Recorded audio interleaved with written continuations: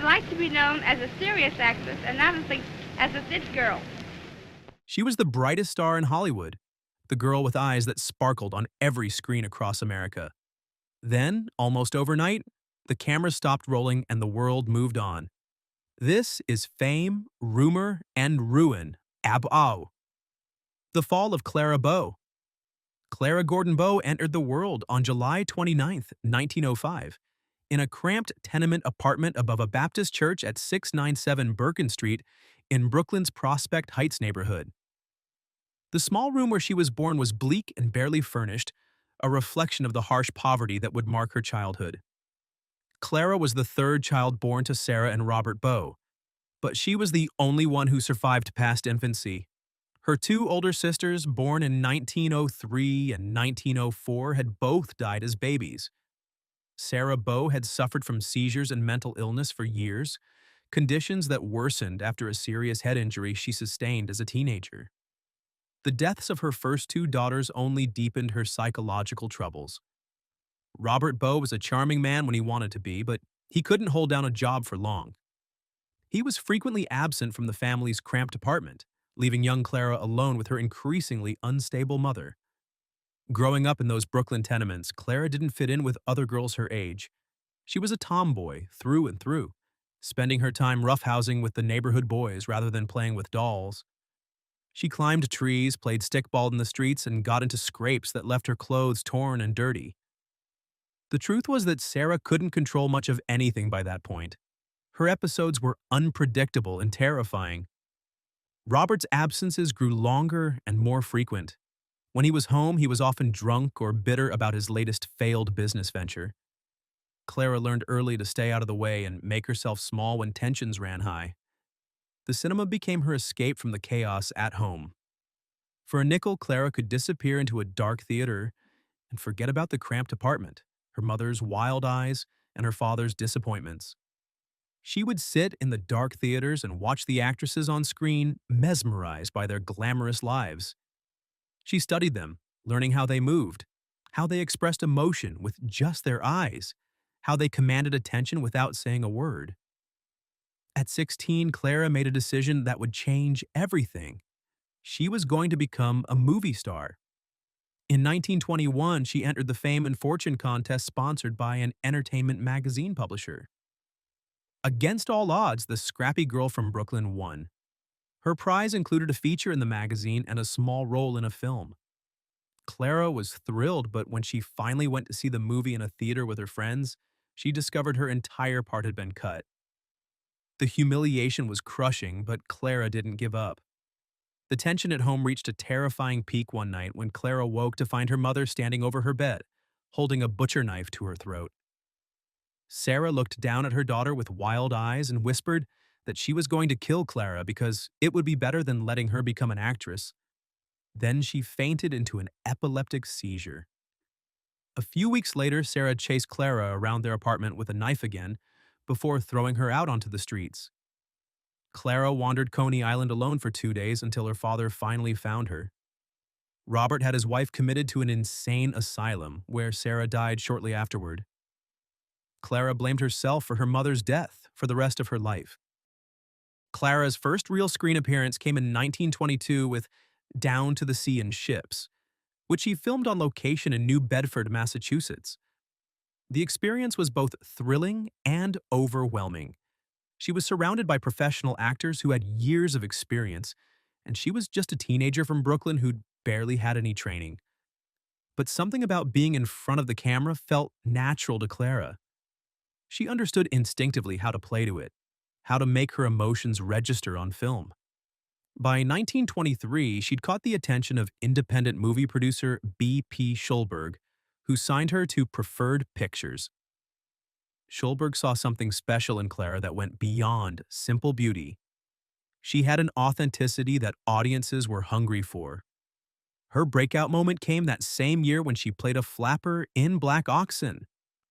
Audiences loved her immediately. There was something about Clara that jumped off the screen. She had enormous eyes that seemed to take in everything, a natural warmth, and an energy that made every scene feel alive. She wasn't playing a character so much as being herself, and that realness was magnetic.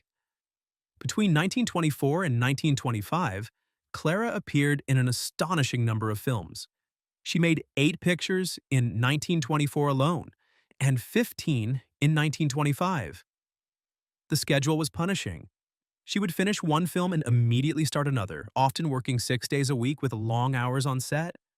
Preferred Pictures loaned her out to bigger studios constantly because she was in such high demand.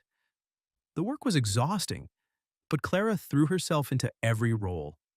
She could cry on command, laugh with genuine joy, and make audiences believe every emotion she portrayed.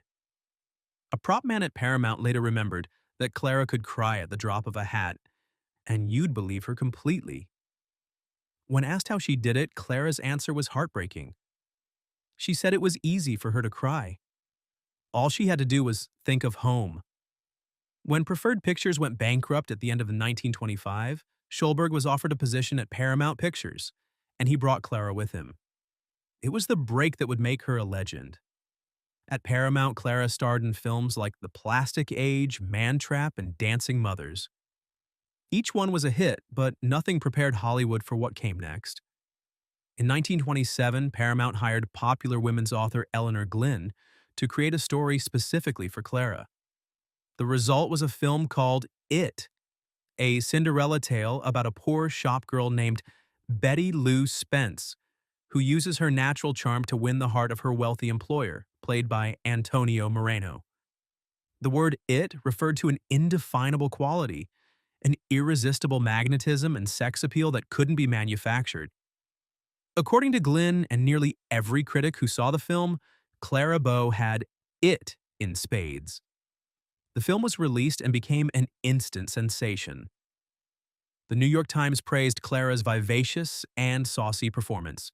Variety declared that she was the whole show. Film Daily wrote that Clara got a real chance and carried it off with honors. Schulberg, always thinking about marketing, immediately dubbed her the It Girl. The nickname stuck, and Clara became the most famous actress in America.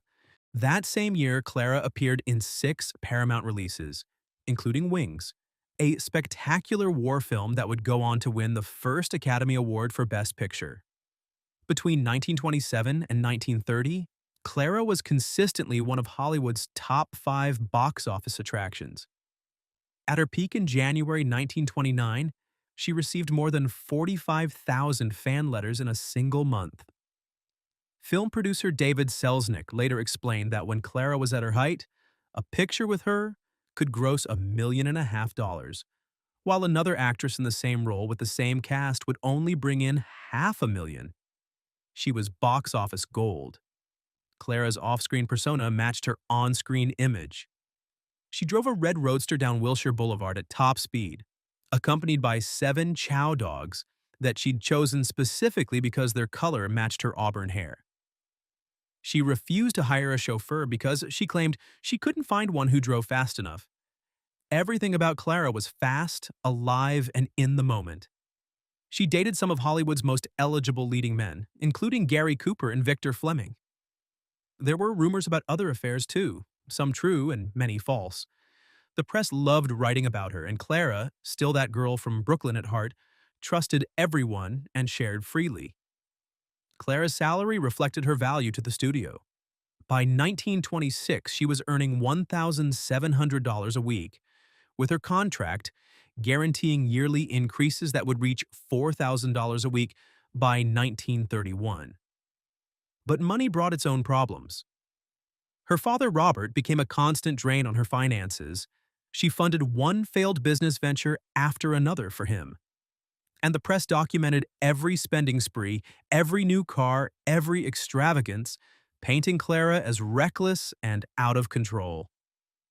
When Talking Pictures arrived in 1929, many silent film stars saw their careers end abruptly. Clara, however, made the transition successfully. Her first sound film, The Wild Party, directed by Dorothy Arzner, was released that year and became a huge hit. Audiences were curious to hear the voice of the famous It Girl, and they weren't disappointed, despite her heavy Brooklyn accent. But the new technology took a serious toll on Clara. She hated making talkies, calling them stiff and limiting. She complained that you lost your cuteness in sound films. During the filming of The Wild Party, she had to endure take after take because she kept nervously glancing at the microphone hanging above her head. The technical requirements of sound recording made everything more rigid and controlled, which went against Clara's natural, spontaneous style. People on set noticed that Clara's nerves were deteriorating. Photoplay magazine reported seeing bottles of sedatives lined up by her bed. The woman who had once been full of energy and joy was beginning to crack under the pressure. Still, Clara kept working.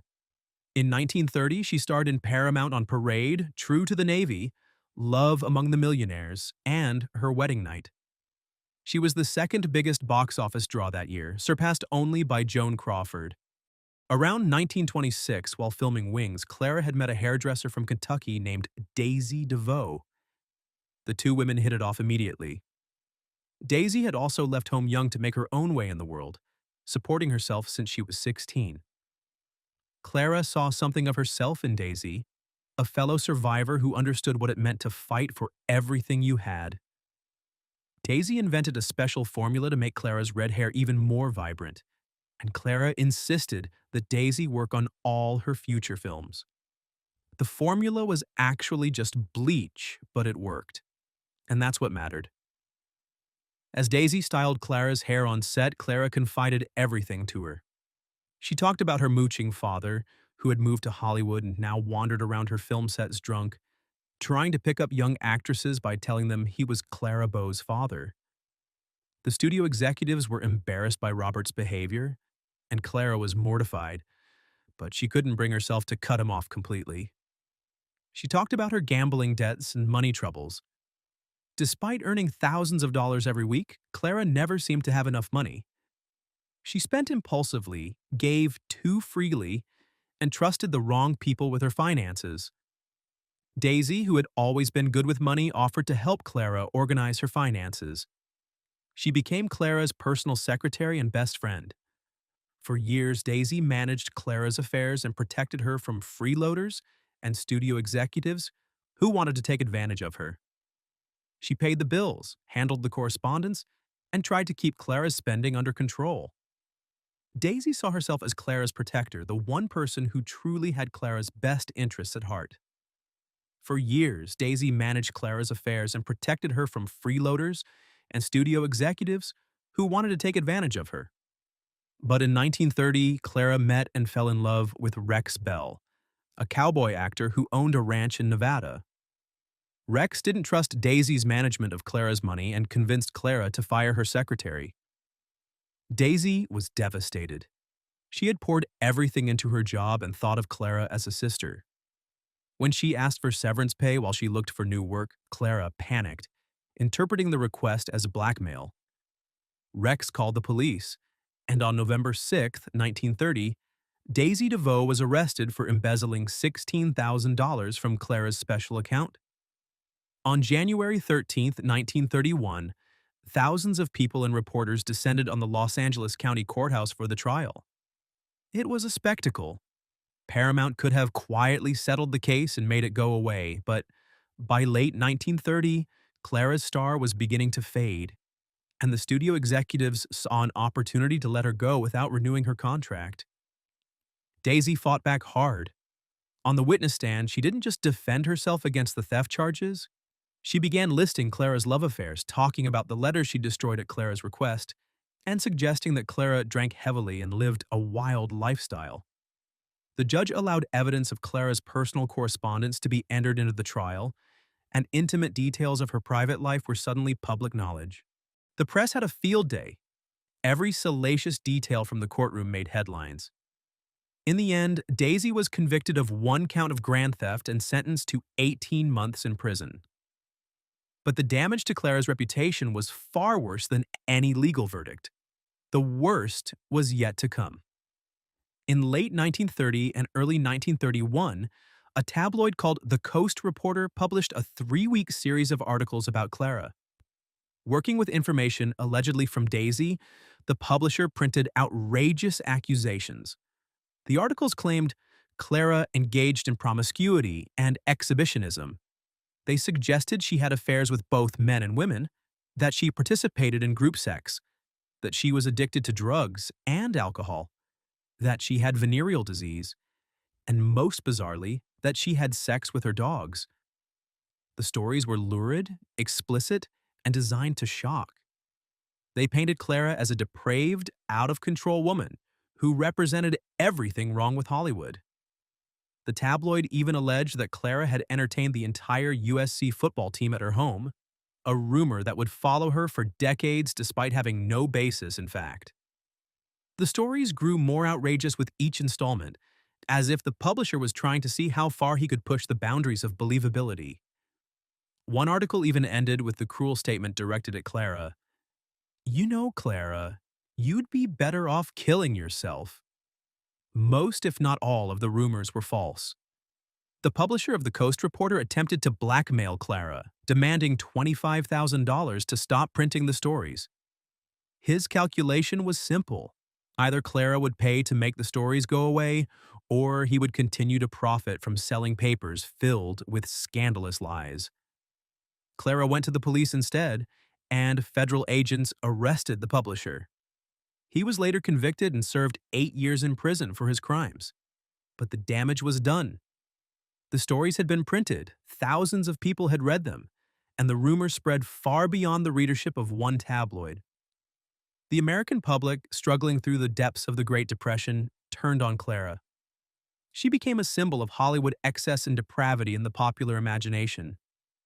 Other stars began to shun her. Even Paramount, the studio that had built its success on her shoulders, distanced itself from her. The studio began canceling her films, docking her pay, and charging her for unreturned costumes. Clara's manager, B.P. Schulberg, who had discovered her and guided her career for nearly a decade, started referring to her as Crisis a Day Clara. The nickname was cruel but reflected how overwhelmed everyone around her had become. Clara had made 45 films in just 6 years. She dealt with constant press intrusion, court battles, her father's embarrassing behavior, and now the public trial and tabloid scandal. Her mental health, never stable after her traumatic childhood, was collapsing. In April 1931, while working on the film Kick In, Clara suffered a complete nervous breakdown. She was taken to a sanatorium and, at her own request, Paramount released her from her contract. She was supposed to star in City Streets next, but she couldn't continue. At 25 years old, Clara Bow's career at Paramount was over. Clara left Hollywood that June for Rex Bell's ranch in Nevada, which she called her desert paradise. In December 1931, she and Rex were married in a small ceremony in Las Vegas. In an interview on December 17th, Clara talked about her road to recovery, sleep, exercise, and food. She returned to Hollywood the next day to try again. In late 1931, Clara signed a 2-picture deal with Fox Film Corporation. Her first film under the new contract was Call Her Savage, released in 1932. The movie told the story of a wild, untamed woman, which felt uncomfortably close to how the public now viewed Clara herself. Despite the controversy surrounding her name, audiences turned out to see the film, and it was a modest success. Her final film, Hoopla, was released in 1933. Clara played a carnival dancer in the picture, but her heart wasn't in it anymore. The joy that had once radiated from her performances was gone. At 28 years old, Clara decided she was done with Hollywood. She chose marriage and motherhood over fame. Clara and Rex settled on his 350,000-acre ranch near Searchlight, Nevada, where they raised their 2 sons, Tony and George. She stayed away from the spotlight completely, living in obscurity. She tried one brief comeback attempt, opening a Hollywood cabaret called It, but it flickered and failed quickly. Clara never returned to acting. Life on the ranch wasn't easy for Clara. The isolation that had seemed peaceful at first became oppressive. She struggled with her weight and became self-conscious about her appearance. She battled insomnia for the rest of her life, a condition that had started the night her mother held a knife to her throat. Sleep, when it came, brought nightmares about her childhood, about her mother, about the courtroom, and the tabloid headlines. She suffered from mental health issues that periodically required hospitalization. The diagnosis was schizophrenia, the same illness that had destroyed her mother. At times, when her condition worsened, she was prohibited from seeing her beloved sons, which broke her heart. Rex Bell eventually went into politics and became the lieutenant governor of Nevada. Rex and Clara remained married until his death in 1962, though by the end, they lived mostly separate lives. By the time the 1960s arrived, a new generation of moviegoers had little memory of Clara Bow. The silent film era felt like ancient history. In 1959, Kenneth Anger published his infamous book Hollywood Babylon, which repeated many of the false rumors from the Coast Reporter scandal. The book cemented Clara's reputation as a scandal-ridden star, even though the claims were dubious at best. Film historians largely overlooked Clara. In 1968, when Kevin Brownlow published his influential book about silent films, The Parades Gone By, he didn't even mention Clara Bow. Louise Brooks, another silent film star who received an entire chapter in the book, was furious. She wrote to Brownlow and scolded him, "You brush off Clara Bow for some old nothing like Brooks." Brooks' letter had an effect. Brownlow included a segment on Clara in his next documentary, which helped spark renewed interest in her work.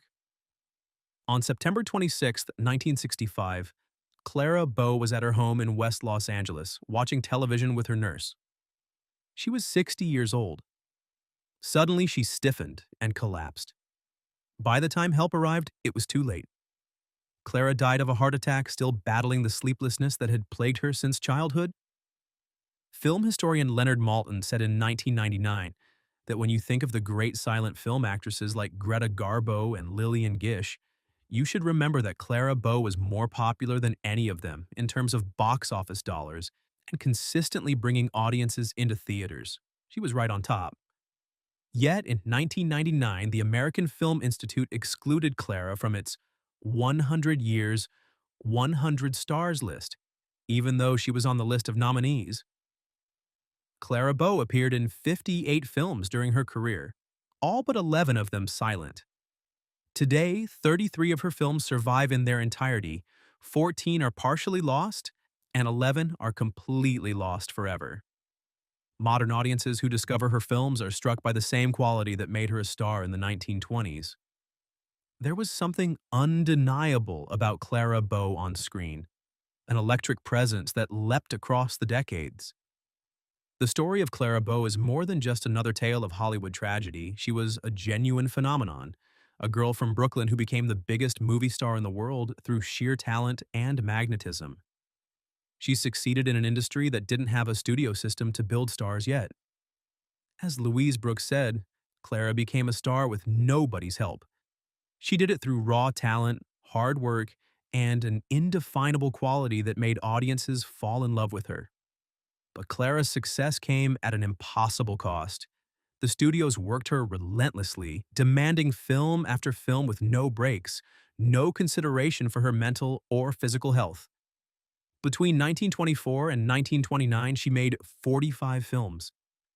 The pace would have broken anyone, but for someone with Clara's fragile mental health and traumatic childhood, it was devastating. The press treated her private life as public property, printing rumors and lies without consequence until one publisher finally went to prison for it. But even that conviction didn't undo the damage. Her own friends betrayed her for money, and the people she trusted most used her confidences as ammunition against her. The public that once adored her turned on her when she needed support the most. Clara personified the Roaring Twenties, an era of jazz, flappers, and freedom. When that era ended with the stock market crash and the Depression, America seemed eager to forget everything the 20s represented, including its brightest star. Clara survived her childhood, survived her mother's violence, survived the brutal demands of Hollywood, and made the transition to sound films when many others failed. But she couldn't survive the rumors, the scandal, and the betrayal. Her influence lived on in ways she never knew. The cartoon character Betty Boop was partially inspired by Clara's image and persona.